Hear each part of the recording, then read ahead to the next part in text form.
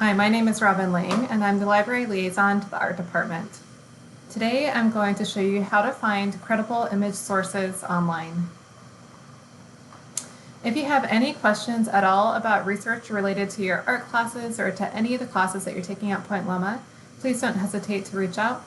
I've been faculty at Point Loma for a couple of years, and I'm also a graduate of the LJWL department back from 2005. I live in San Diego with my husband and my 3 sons. They're triplets and turned 3 years old last week. It's Jack, James, and Oliver. Our favorite outing lately to socially distance has been to take our boat out on San Diego Bay. If you want to see a quick video of that from last weekend, I've embedded that here. And you can get to these slides on the art department research guide. I'll show you how to get there in just a moment. First, let's talk about where to find high quality sources of art online.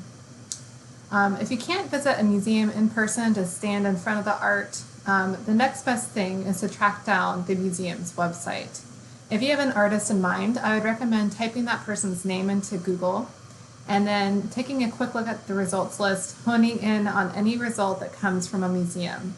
What you want to do is avoid any website that is not considered credible. That would be any website that is selling a product or a service. Any website selling, for instance, a reproduction of the art should be avoided. If the art you're interested in finding happens to not be in a museum and the artist is contemporary, you might look for the artist's website, which would also be considered credible. All right, we're going to go over to the library's homepage. You can also go directly to the art research guide hosted on the library's website, which is here. First, though, I'm going to show you how to get there from Google. You can type into your search bar PLNU and library. This is the first result. A couple of things to notice here. On the right, we offer an instant message research help service. We staff this service from 8 a.m. till 9 p.m. on weekdays during the semester. You can also text message us at this phone number here or send us an email. Let's go over to the quick links box on the left. You want to go down to research guides, which is the second to last link from the bottom. Art and design is the first guide listed.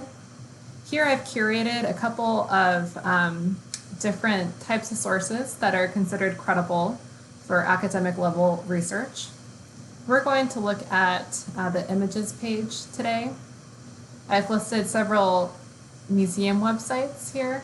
I've also listed a couple of other high quality and credible image websites you can browse.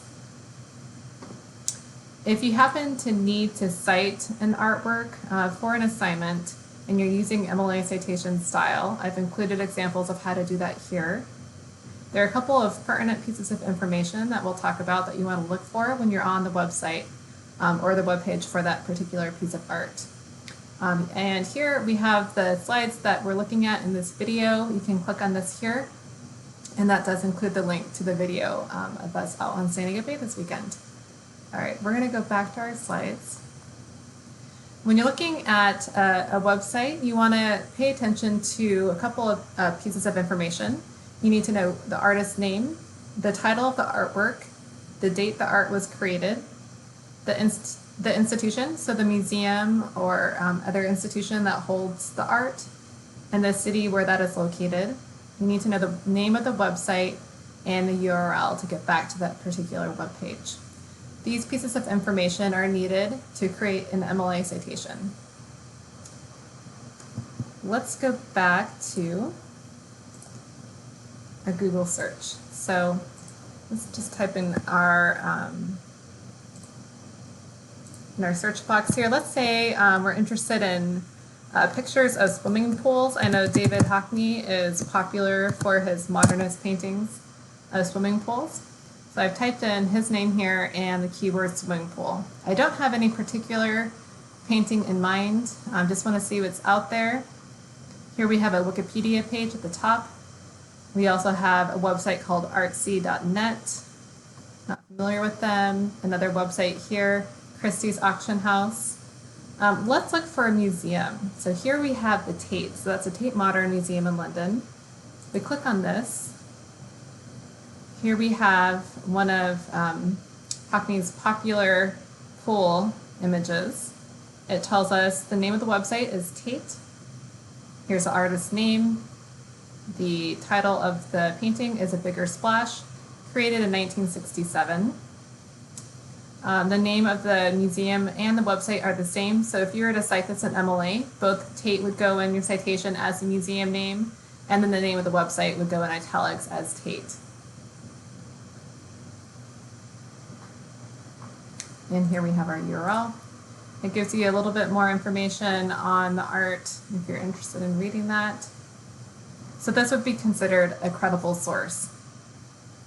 Let's take another look for art by the Renaissance artist Artemisia Gentileschi. She was a contemporary with Caravaggio. Here we have some of her paintings listed. We also have Wikipedia here at the top. National Gallery, it looks like, holds, so that is a museum. That would be a credible source. It looks like they hold at least one of her paintings. The Brooklyn Museum, Britannica, that's actually an encyclopedia website, so I'd stay away from that. Let's take a look at Wikipedia. I'm not recommending that you cite Wikipedia in a research paper, but sometimes it is okay to use Wikipedia to find out key pieces of information. So here we have some information about the artist. Here's a self-portrait. Here is a painting called Judith and Her Maidservant, created in 1625, held at the Detroit Institute of Arts.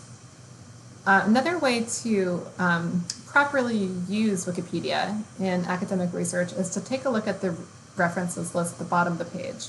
So Wikipedia is not considered a high quality source because anybody can go in and edit the article. You don't have to be an expert on the topic. But the sources that are cited in Wikipedia articles are often higher quality than the Wikipedia article itself. So you could look here for other sources to read if you wanted to read a secondary source. But let's say we're interested in this painting up here. That is Judith and Her Maidservant. Let's see, that was this one. And it says it's at the Detroit Institute of Arts. I'm going to copy that name. I want to find the website because I don't want to just rely on Wikipedia. I want to actually go as close to the source as I possibly can. So let's go in here. Here we have Detroit Institutes of Art website. And we'll need to type in a couple of keywords. Let me move my video down. We'll type in Judith, which is part of the name of the title of the painting, and Gentileschi, the artist's name. I think we need to add an and. Actually, we don't. Usually I would add an and here. It doesn't really matter. Okay, so the first result is an exhibition on the artist. The second one, it looks like it's an actual painting. So let's click on the second result. Judith and Her Maidservant with the head of Paula Ferns. Okay, so here is the painting. One nice thing about museum web pages of art is that you can zoom in and see really high quality detail of the painting. You can almost see the brush strokes here and detail that you might not have noticed. I mean, that velvet almost looks like it's real. You could touch it and it would be soft.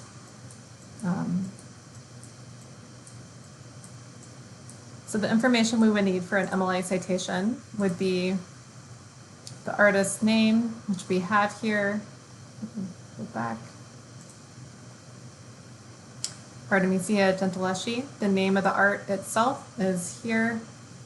It was created between 1623 and 1625.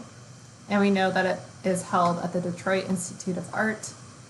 And we need the URL to this webpage. If you're ever given a permalink, you want to use that instead of just the browser window URL. This link is more stable and is more likely to work next time you were to click on it. All right, any questions? Please don't hesitate to ask. I'm looking forward to hearing from you. Send me an email or instant message a librarian or text us from the library's homepage. Have a good day.